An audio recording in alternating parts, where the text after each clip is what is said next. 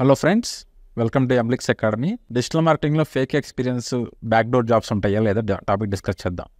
1 week back ఒక అబ్బాయి వచ్చాడు మన ఇన్స్టిట్యూట్కి. సో నాకు ఆన్ జాబ్ సపోర్ట్ ఇవ్వండి, ఇస్తే సరిపోతుంది, నేను డిజిటల్ మార్కెటింగ్ జాబ్ చేసుకుంటా అన్నాడు. ఓకే, ఆన్ జాబ్ సపోర్ట్ కావాలన్నావు కదా, అసలు ఎందుకు అని అడిగితే, ఏం లేదు సార్, నాకు జాబ్ వచ్చింది ఆల్రెడీ, నేను ఒక 3 years ఎక్స్పీరియన్స్ పెట్టేసి జాబ్ కొట్టేశాను అని చెప్పాడు. ఏంటి, ఏం కొట్టావు జాబ్ ఏంటని అడిగితే, లేదు సార్, నాకు ఏం అవసరం లేదు, మీరు నాకు జస్ట్ సపోర్ట్ ఇవ్వండి చాలు, ఆన్ జాబ్ సపోర్ట్ అన్నాడు. ఓకే, ఇస్తాం, దాన్నే ఉంది, డెఫినెట్గా ఇస్తాం అని చెప్పేసి బిఫోర్ దట్ ఒకసారి ఆఫర్ లెటర్స్ చూపించమని రిక్వెస్ట్ చేశాను అబ్బాయిని. సో అతి కష్టం మీద ఆఫర్ లెటర్స్ చూపిస్తే అబ్బాయికి he don't anything about digital marketing, basics కూడా రావు.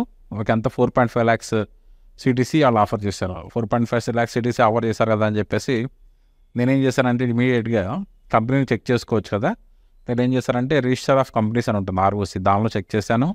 యాజ్ వెల్ వాళ్ళ సోషల్ మీడియా అకౌంట్స్ అని చెక్ చేశాను. నథింగ్, ఏమీ లేదు. అండ్ వాళ్ళు ఎంత దారుణంగా ఉన్నారంటే, వాళ్ళకి అబ్బాయికి టాస్క్ అసైన్ చేశారు. సో అసైన్ చేసి ఎలా టాస్క్ అసైన్ చేశారని మైక్రోసాఫ్ట్ టీమ్స్లో అసైన్ చేశారు.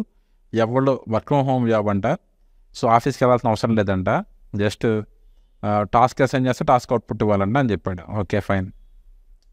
సో నీకు ఎలా వచ్చింది జాబ్ అని మళ్ళీ కొంచెం స్ట్రెస్ చేస్తే అబ్బాయి ఏం చెప్పాడంటే, మొత్తం మీద నేను అడిగా ఎంత పే చేసే అమౌంట్ అని అడిగితే, నేను 1.5 lakh పే చేశాను సార్, రెఫరెన్స్ స్ట్రాంగ్ జాబ్ అది అని చెప్పాడు. ఓకే, ఫైన్, అయిపోయింది. సో నేను నీకు రిఫరెన్స్ ఎవరు ఇచ్చారంటే, ఏదో కన్సల్టెన్సీ వాడు ఇచ్చారు, కన్సల్టెన్సీ జాబ్ వస్తుందని చెప్పాడు. ఓకే, టాస్క్లు ఏమి ఇచ్చారంటే టాస్క్ చూసాం. సో టాస్క్ చూస్తే ఫస్ట్ టాస్క్ ఏమి ఇచ్చారంటే, అబ్రాడ్ ఎడ్యుకేషన్ కన్సల్టెన్సీ ఒకటి ఉంది, అబ్రాడ్ ఎడ్యుకేషన్ కన్సల్టెన్సీకి నువ్వు టాస్క్ చేయాలి. టాస్క్ ఏంటి, ఒక లోగో డిజైన్ చేయమన్నారు. సో టిపికల్గా లోగో డిజైన్ అని చెప్తారు, డిజిటల్ మార్కెటర్కి చెప్పరు.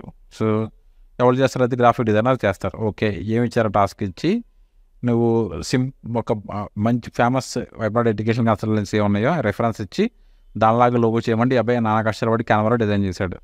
నెక్స్ట్ సెకండ్ టాస్క్ ఇచ్చారు, నువ్వు అర్జెంట్గా వెబ్సైట్ డిజైన్ చేయి, నీకు ఎక్స్పీరియన్స్ ఉంది కదా, నువ్వు సీనియర్ కదా, ఈ టాస్క్ ఇస్తున్నాను, నువ్వు చెయ్యి అంటే, ఓకే మేడం, చేస్తాం మేడం అన్నాడు. ఎవడో లేడీ పేరుతో మాట్లాడుతున్నారు మైక్రోసాఫ్ట్ టీమ్స్లో.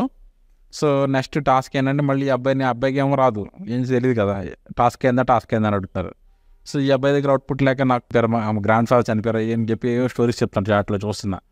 సో ఆఫర్ లెటర్ ఇచ్చారు, అంతా ఇచ్చారు, బాగానే ఉంది. సో చివరికి ఏమవుతుందంటే, what will happen in this scenario, అబ్బాయికి టాస్క్ ఇచ్చారు కదా, అబ్బాయి ఎలాగో టాస్క్ చేయలేడు. సో చేయలేకపోతే ఏం చేస్తారు, టాస్క్ చేయలేకపోతున్నావు, నువ్వు ఎక్స్పీరియన్స్ పెట్టావని చెప్పేసి శాలరీ హోల్డ్ చేసేసి, సో నువ్వు బ్యాక్గ్రౌండ్ వెరిఫికేషన్ చేస్తాను, దానిలో ఇది రాంగ్ అని తెలిపిందని చెప్పేసి మళ్ళీ వాళ్ళకి ఒక డ్రామా స్టార్ట్ చేస్తారు. సో ఫ్రెండ్స్, మీకు ఈ ఎపిసోడ్లో మీకు చెప్పేది ఏంటంటే, మీకు షుడ్ బి కేర్ఫుల్. ఎందుకంటే జాబ్స్ అనేవి మార్కెట్లో మీకు రావాలి అంటే కనుక మీకు స్కిల్ ఉండాలి. మీకు స్కిల్ లేకుండా ఎవరో హైర్ చేసుకోరు.